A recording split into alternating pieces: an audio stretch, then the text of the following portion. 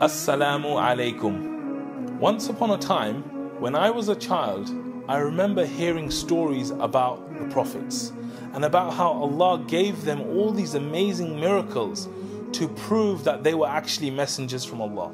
So for example, you had Musa alayhi salam, who had a stick which would turn into a snake. And then there was Prophet Isa alayhi salam, who could cure the sick and he could bring the dead back to life. There was Dawood alayhi salam, who could control the jinn, and all these amazing miracles. And when I thought about this and the Prophet Muhammad sallallahu alaihi wasallam, who was the greatest of all prophets, I thought of all the miracles he could have been given, he was given a book. Just a book. And this was my thinking for a long time. But then I realized the power of this book, the Quran. Because if you look at the miracles of Musa alayhi salam, like the staff, and Isa alayhi salam, and all the prophets, you'll realize that their miracles are of no value right now. They're not here. They can't do anything.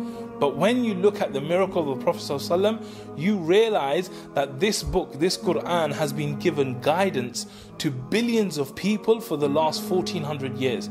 And to this day, it's still guiding non-Muslims to Islam and providing a way for us to live our lives that will please Allah. And just to demonstrate to you what that actually means, I want you to think about when someone passes away in our family, we have this thing going on where we're thinking, do we bury them in Pakistan? Do we bury them here? And the person that passes away actually has very little influence on where he gets buried. Now, he may tell his family that I want to be buried in England, right? And they may say, yes, we'll bury him in England. Or they may say, no, we're going to bury him somewhere else. And you'll find that the influence is very, very limited of that person that's passed away, even though it may be very soon. However, the Quran is the opposite.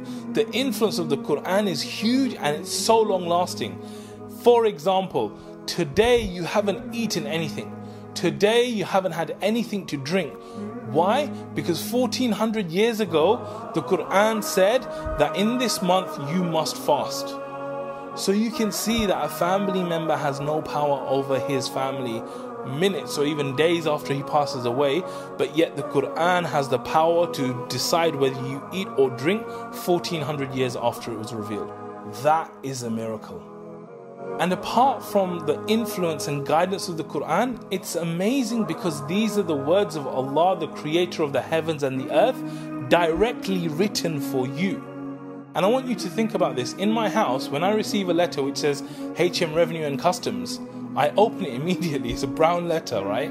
And the reason I open it is because you think it's from the taxman, you think it's important. The key here is that there is no more important message that has been written to you in your entire life than the Quran. The problem is that we don't read it. And even when we read it, we don't understand it. And even when we understand it, we don't think about what's being said. And so for this reason, I want us to focus on building a connection with the Quran. And it's very easy to do that. I would like you to download an app called iQuran from the Play Store or from the App Store. It's completely free. It'll take you 10 to 15 seconds, inshallah, to download the app. And every day for you to read just one ayah of Quran in Arabic and in English. Just one ayah. And what you'll find is that just by reading this one verse of this message from Allah to you, it will actually make you feel closer to Allah. And it'll bring about a value to your life which you will never have unless you read the Quran. Jazakallah khair. Assalamu alaikum wa rahmatullah.